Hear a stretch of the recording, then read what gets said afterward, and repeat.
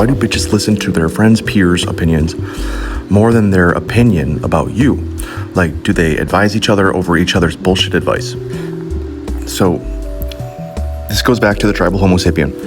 Basically, when the men were out hunting, all the women just sat at the village with the children. Okay? So, social cohesion and social manipulation became their tools of power and influence.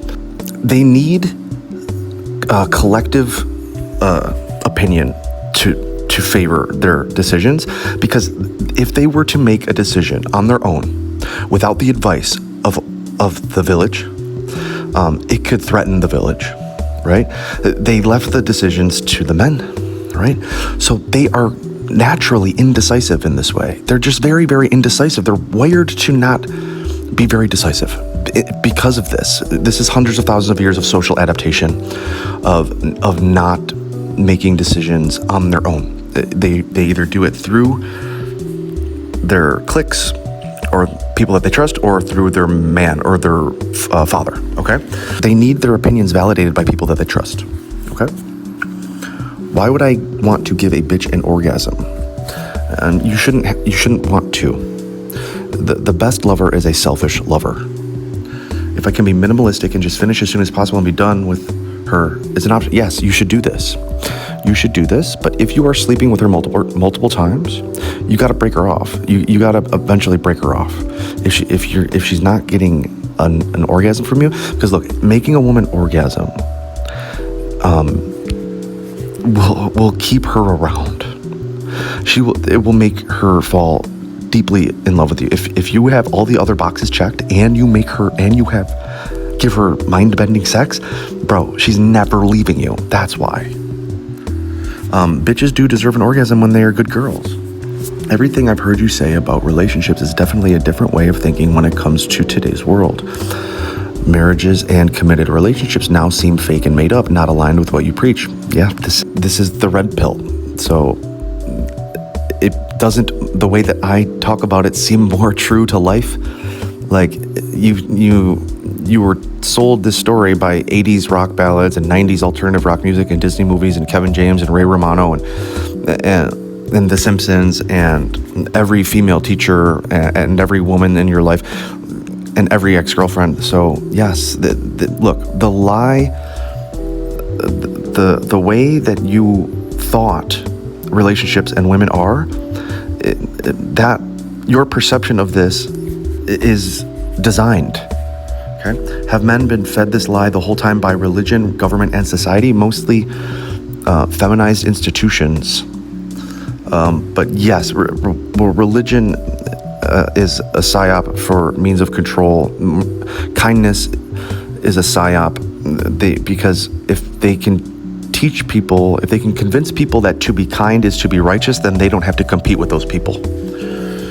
I see others argue that once you find the one, you stop playing these games. No. These are not games.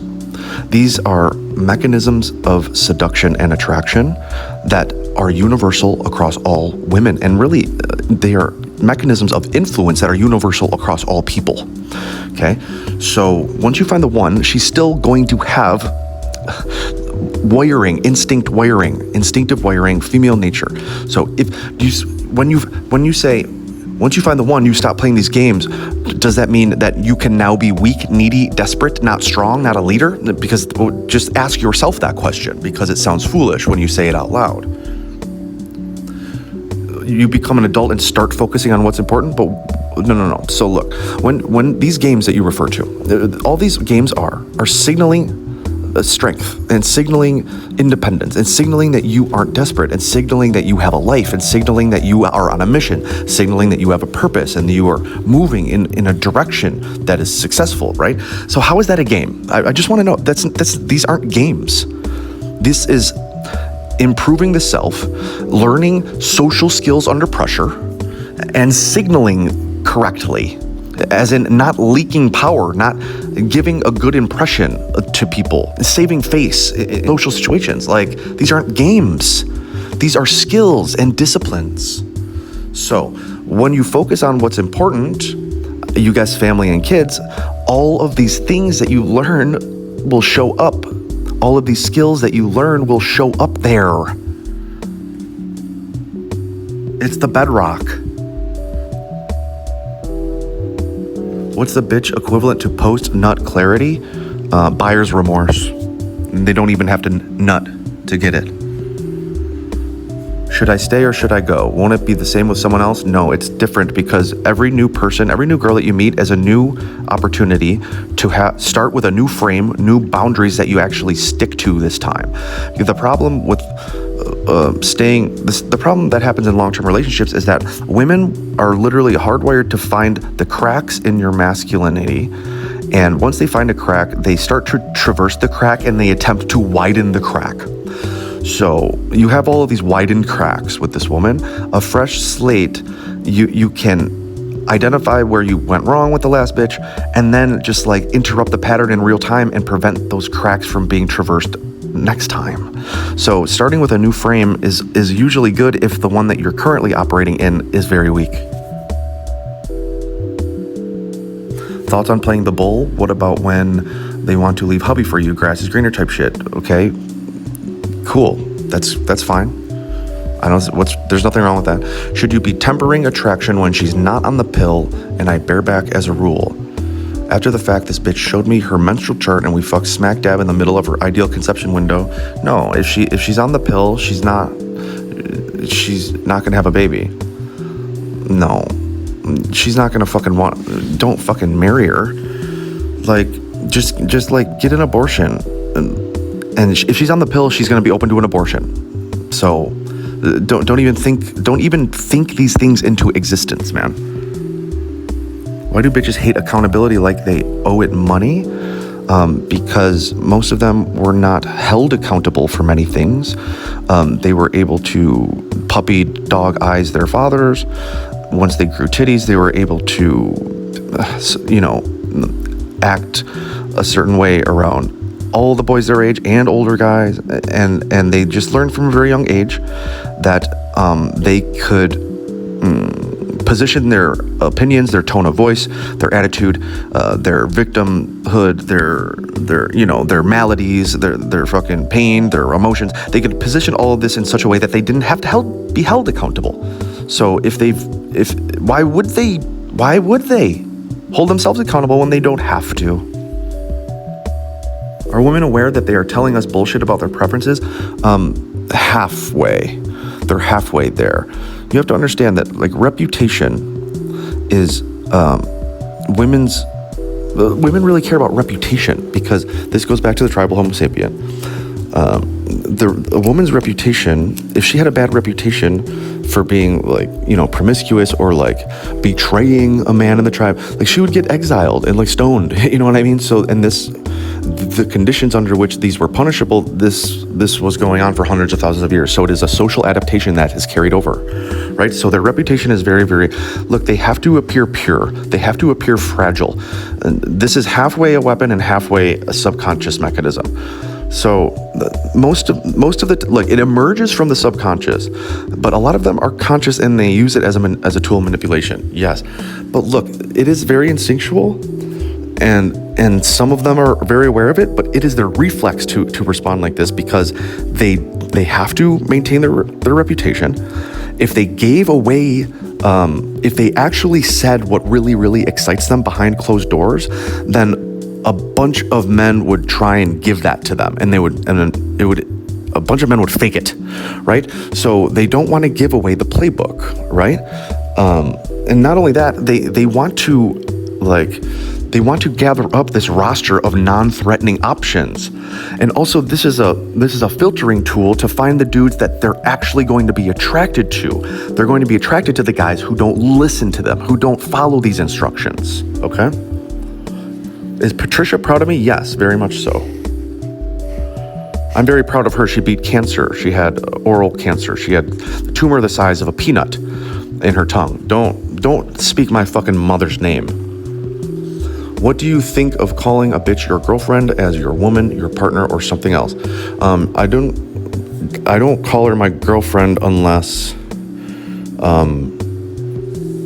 she's doing girlfriend things. I call her my bitch. I call her my girl. I call her, never call her your partner. I don't think specific title variations. I think specific title variations signal. If you say partner, you're obviously like, you're kind of indoctrinated to this euphemism language, this therapy language, this politically correct fucking language. I like nicknames. I like calling my bitch like chicken cherry pie or like fucking stupid girl. You say the mystery confusion of not hitting on bitches is invaluable. No eye contact or glances. No, I know. I didn't say anything about no eye contact or glances. Eye contact and glances are all you really have with this mode, with this strategy. This would be perceived as being shy only if you are shy. You being shy can only exist as a self-fulfilling prophecy. They're not going to perceive you as shy if you don't behave shy. And how do you behave shy? Well, it comes out through your micro expressions, through your face, through the way that you carry yourself, your gait, G-A-I-T, how much space you take up, how loud your voice is when you're not speaking with her, your bravado amongst other men. You have to understand there are several social cues, and you know, signals. It's just what you're signaling. If you're signaling shy through any one of these modes, then you'll be perceived as shy. It really just comes down to composure. You just need to maintain composure and act unbothered. How to win a stripper's heart? With money and excitement. If you are more exciting than any other guy that she's been with, then she will stick to you. How do I gain any confidence if I don't fit any of the 666 rule? The only way that true confidence is built, and that is with evidence of past success. So you need to stack up micro wins. You need to micro challenge yourself. You need to, accomplish these micro goals, and then start making bigger challenges for yourself. And then basically, you just start stacking up all of this evidence of wins that you can harken back on, and when someone fucking calls you out on something that you have massive success on in the past, you don't think twice about what the fuck they're saying. They're like, God, this person's the idiot. I'm not even gonna waste my fucking breath on this person. You know what I mean? What do you mean when you said that they are threatened by your confidence? Because women aren't very confident. They're very insecure. And also, like, confidence is like a teller of past success. So they might not have all of this evidence of success in their past, and you do. That's kind of intimidating. They don't have that. They can't stack up to that because that takes doing a bunch of shit. Would I have to pay to holler at you about a tiny collab? Call it extra content for you? I don't do free content for exposure.